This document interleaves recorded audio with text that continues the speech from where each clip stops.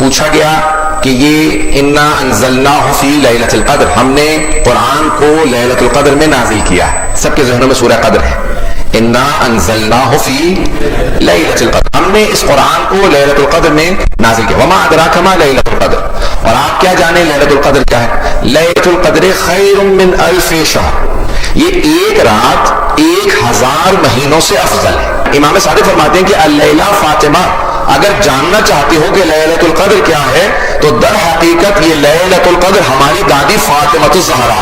امام فرماتے ہیں اللیلہ فاطمہ، یہ جو اللہ نے کہا نا ایک رات 1000 مہینوں سے افضل ہے، تو وہ ہماری دادی زہرا ہیں جو تمام کائنات کی مستورات سے افضل ہیں. اللہ نے جناب سیدہ کو اس لیے تمام مستورات سے افضل بنایا ہے کیونکہ جناب سیدہ سلام اللہ علیہا 11 اماموں کی ماں ہے، 11 معصوم اماموں کی ماں ہے. ایک چھوٹے سے گھر سے جو اتنی عظیم ہستیوں کی تربیت کرے کہ ان کا ہر بیٹا ہر بیٹی آسمان معرفت کا سب سے بڑا ستارہ ہے. ساری مخلوقات عاجز ہیں، انکیپیبل ہیں، صلاحیت ہی نہیں رکھتی. کسی میں طاقت نہیں کہ جناب سیدہ کی معرفت حاصل کر سکے. کسی کا اتنا علم نہیں، کسی کی اتنی عقل نہیں کہ اس کو جناب سیدہ کی معرفت حاصل ہو جائے. 3 علماء نے نقائص لکھے ہیں خواتین سے متعلق اور 3 خصائص لکھے ہیں. اب میں ان کو سادہ الفاظ میں پیش کر رہا ہوں. نقائص یعنی جو کمیاں رہ جاتی ہیں، اور خصائص جو خصوصیات ہوتی ہیں. ایک تو عبادت ناقص ہوتی ہے، ایسے ایام آتے ہیں کہ خواتین عبادت نہیں کر سکتی تو عبادت ناقص ہے. گواہی شہادت وٹنس عادی ہے، 2 خواتین گواہی دے تو 1 مرد کے برابر ہے. اور تیسری چیز ہے میراث. للذکر مثل حظ الانثیین، قرآن کی آیت ہے 2 خواتین کے برابر 1 مرد کی میراث ہے. اب پیغمبر نے فرمایا یہ 3 کمیاں ہیں، 3 نقائص ہیں خواتین میں، لیکن پیغمبر فرماتے ہیں یہ 3 نقائص میری بیٹی میں نہیں. کہا یہ 3 نقائص میری بیٹی میں نہیں ہے. میری بیٹی کی عبادت ناقص نہیں ہے کیونکہ کائنات میں 2 بطول ہیں، ایک مریم ہے دوسری فاطمہ. بطول اسے کہتے ہیں کہ جس کا ولادت سے لے کے شہادت تک ایک لحظہ عبادت سے خالی نہ، پوری زندگی عبادت کرتی رہے، اسے بطول کہا جاتا ہے. تو اللہ نے قرآن میں جناب مریم کو بطول کہا ہے، لیکن بطول ادرا جو سب سے بڑی بطول ہے، جو سب سے جناب مریم کا بھی فخر ہے، ان کے لیے بھی اعزاز ہے، وہ جناب فاطمہ الزہرا. عزیزان گرامی، دوسرا پہلو گواہی کا. خواتین کی گواہی آدھی ہے. پیغمبر فرماتے ہیں اگر میری بیٹی فاطمہ گواہی دے تو اس کی گواہی آدھی نہیں ہے، ان کی گواہی پوری ہے. پھر فرماتے ہیں اگر کوئی مرد میری بیٹی کے مقابلے میں گواہی دے تو اس مرد کی گواہی رد ہے، میری بیٹی کی گواہی قبول ہے. کوئی اور بھی صدیقہ نہیں ہے، میں نے نام نہیں لیا، اگر پہنچ جائیں. مسلمان کہتے ہیں کہ نہیں کوئی اور ہے، کوئی ام المؤمنین ہے صدیقہ، میں نام نہیں لے رہا ہوں. تو بہت سے لوگ کہتے ہیں نہیں وہ صدیقہ ہے. دلیل کیا ہے کہ جناب فاطمہ صدیقہ ہے؟ ارے عزیزان گرامی، صرف مباہلہ کے اندر پیغمبر جناب فاطمہ کو لے کے گئے تھے. یہ جناب فاطمہ کے صدیقہ کبریٰ ہونے کی دلیل ہے. اگر کوئی اور صدیقہ ہوتی تو سب سے پہلے مباہلہ میں آگے جاتی. اب 3 خصائص حدیث کے مطابق صرف خواتین میں ہیں. پہلی بات حبیب خدا نے فرمایا کہ اگر گھر میں بیٹا پیدا ہو تو وہ نعمت ہے، لیکن اگر بیٹی پیدا ہو تو وہ رحمت ہے. عزیزان گرامی، اللہ نے رسول خدا کو نعمت للعالمین نہیں کہا، رحمت للعالمین کہا. نعمت چھوٹی ہوتی ہے، رحمت بڑی ہوتی ہے. ہماری ثقافت ہے، ہمارا کلچر ہے کہ جہاں پہ ہم بیٹے کو زیادہ سمجھتے ہیں بیٹی کو کم سمجھتے ہیں. حبیب خدا فرماتے ہیں بیٹا نعمت ہے، بیٹی رحمت ہے. دوسری خصوصیت فرمایا کہ من تزوج فقد احرز نصف دینہ، جس نے شادی کی اس نے اپنا آدھا دین بچا لیا. تو اب یہاں پہ خواتین کو مردوں کا نصف ایمان قرار دیا گیا. تفصیل میں نہیں جا رہا ہوں. تیسری حدیث بھی سن لیجئے، الجنت تحت اقدام الامہات، جنت تمہاری ماں کے قدموں تلے. باپ کے قدموں تلے نہیں کہا، ماں کے قدموں تلے جنت ہے. اب آئیے ذرا جناب سیدہ میں دیکھتے ہیں 3 خصوصیات، اگر سننا پسند فرمائیں. عزیزان گرامی، پیغمبر فرماتے ہیں کہ اگر گھر میں بیٹی پیدا ہو تو رحمت ہے. اللہ نے سورہ انبیاء میں کہا وما ارسلناک الا رحمۃ للعالمین، اے میرے حبیب ہم نے آپ کو عالمین کے لیے رحمت بنا کے بھیجا. رحمت للعالمین رسول خدا ہے، ان کی رحمت فاطمہ الزہرا. رحمت للعالمین کی رحمت جناب فاطمہ ہے. عزیزان گرامی، آپ نے حدیث بارہا سنی ہوگی ممبر سے اور پڑھی بھی ہوگی کتابوں میں. حتیٰ اہل سنت کے علماء نے بھی حدیث کو لکھا، صرف شیعہ علماء نے نہیں، سنی علماء نے بھی لکھا حدیث کو کہ برز الایمان کلہ علی الکفر کلہ. رسول خدا نے فرمایا کہ آج کل ایمان کل کفر کے مقابلے میں جا رہا ہے. کس دن؟ جنگ خندق والے دن. غزوہ خندق ذہنوں میں اگر ہو تو حبیب خدا نے فرمایا آج کل ایمان کل کفر کے مقابلے میں جا رہا ہے. کس کو کہا؟ علی بن ابی طالب علیہ السلام کے لیے. عزیزان گرامی علی ابن ابی طالب ہے کل ایمان، اور کل ایمان کا نصف ایمان ہے فاطمہ الزہرا. اب آئیے ذرا تیسری حدیث کو پیش کر رہا ہوں، یہ بھی اہل سنت کے علماء نے بھی تسلیم کی ہے. کون سی حدیث ہے؟ الحسن والحسین سیدہ شباب اہل الجنہ، کہ حسن و حسین جوانان جنت کے سردار ہیں. امام مسلم نے، خود ترمذی نے، بہت بڑے بڑے اہل سنت علماء نے سب نے لکھا کہ حبیب خدا نے فرمایا کہ حسن و حسین جوانان جنت کے سردار ہیں. کب فرمایا تھا؟ جب وہ صرف 4 برس اور 3 برس کے تھے. امام حسن 4 برس کے تھے، امام حسین علیہ السلام 3 برس کے تھے. تو حبیب خدا نے کہا یہ دونوں میرے بیٹے جوانان جنت کے سردار ہیں. عزیزان گرامی حبیب خدا نے فرمایا ہے کہ حسن و حسین جوانان جنت کے سردار ہیں، اور حدیث میں ہے کہ جنت ماؤں کے قدموں تلے ہے. جوانان جنت کے سرداروں کی جنت، امام حسن و حسین کی جنت جناب فاطمہ الزہرا کے قدموں تلے. اب آپ نے سوچا کہ جناب فاطمہ مرکز ہے فضائل کا. مجھے نہیں معلوم کتنے لوگ ہیں میرے ساتھ، کتنے نہیں ہیں. معذرت چاہوں گا، رفتار کوشش کر رہا ہوں قابو میں رکھوں، لیکن جب میں پڑھ رہا ہوتا ہوں تو رفتار آہستہ آہستہ تیز ہوتی چلی جاتی ہے. عزیزان گرامی جناب سیدہ مرکز فضائل اہل بیت ہیں. آج صرف کسی ایک پہلو کو پیش کروں گا اور کچھ نہیں. جناب فاطمہ الزہرا اہل بیت کے فضائل کا مرکز ہے. مرکز سمجھتے ہیں؟ سینٹر. چلیں سینٹر ہے، مرکز ہے، پیوٹل پوائنٹ ہے، وہ مرکز ہیں. 2 طرح کے فضائل ہیں اہل بیت کے، گھر کے اندر کے فضائل ہیں اور گھر کے باہر کے فضائل.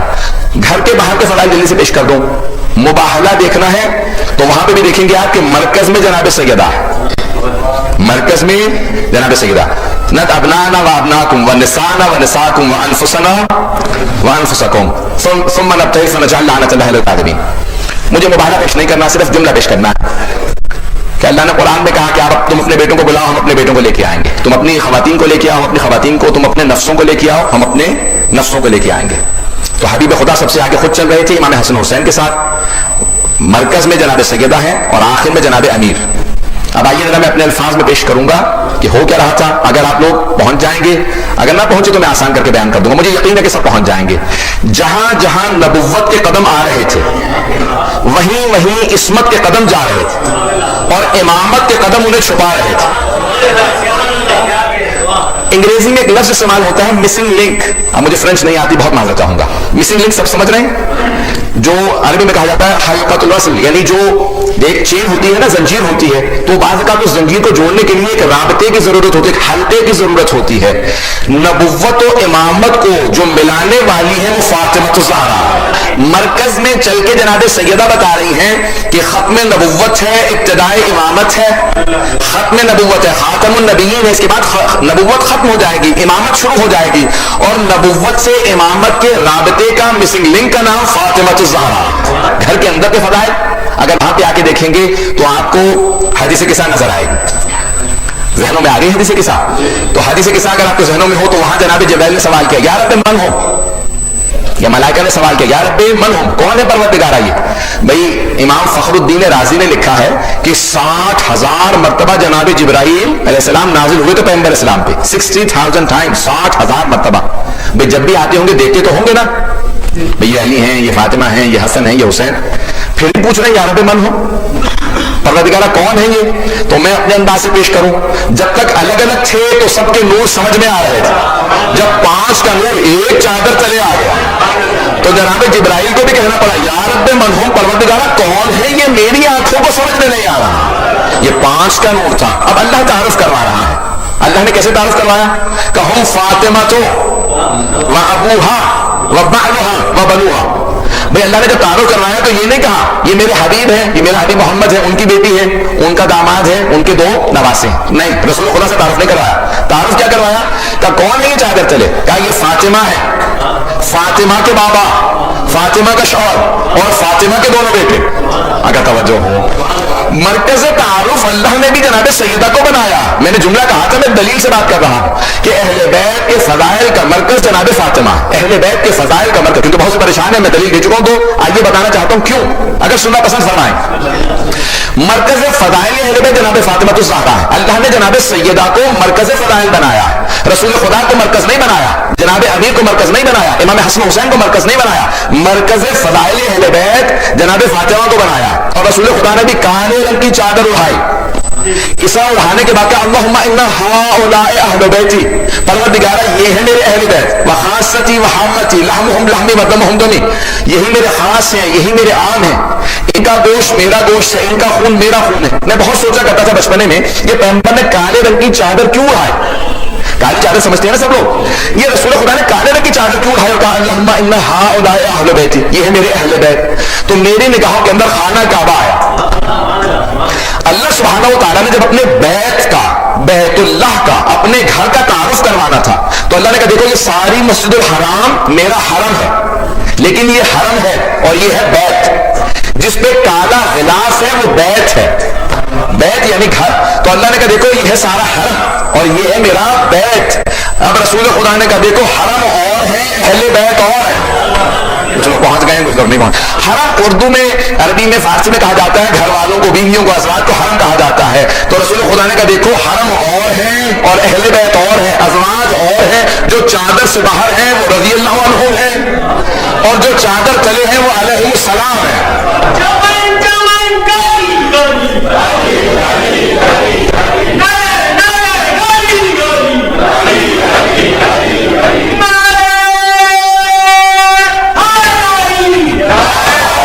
اپنی حفاظت کے لیے صرف ایک نسخہ جو ائمہ علیہ السلام نے بتایا، جب گھر سے نکلنے لگے تو بچوں سے کہیں کہ آیت الکرسی کی ضرور تلاوت کریں، آیت الکرسی کی پابندی سے تلاوت کریں۔ ہر نماز کے بعد مستحب ہے، مومن کی علامات میں سے ہے، جو جنتی ہے وہ مسلسل آیت الکرسی کی ہر نماز کے بعد تلاوت کر سکے گا۔ اپنی آزمائش کے لیے آیت الکرسی کی عادت بنا لیجیے۔ جو بھی آیت الکرسی پڑھ کے گھر سے نکلتا ہے ایک فرشتہ اللہ اس پہ معمول کر دیتا ہے، اس کے رزق کے لیے، اس کی حفاظت۔ اگر کوئی 2 مرتبہ پڑھے تو اللہ 2 فرشتوں کو معمور کر دیتا ہے۔ حدیث میں ہے جو 3 مرتبہ پڑھے گا اللہ 3 فرشتے معمور کرتا ہے، جو 4 دفعہ پڑھے اللہ 4 فرشتوں کو بھیج دیتا ہے۔ جب 5ویں دفعہ انسان آیت الکرسی کو پڑھتا ہے تو اللہ سارے فرشتوں سے کہتا ہے واپس آ جاؤ، اپنا خود حفاظت کرو۔ تو ہم اپنے عادت بنا لیں، بچوں کو عادت ڈال دیجیے کہ جب گھر سے نکلنے لگیں تو آیت الکرسی کی تلاوت کریں۔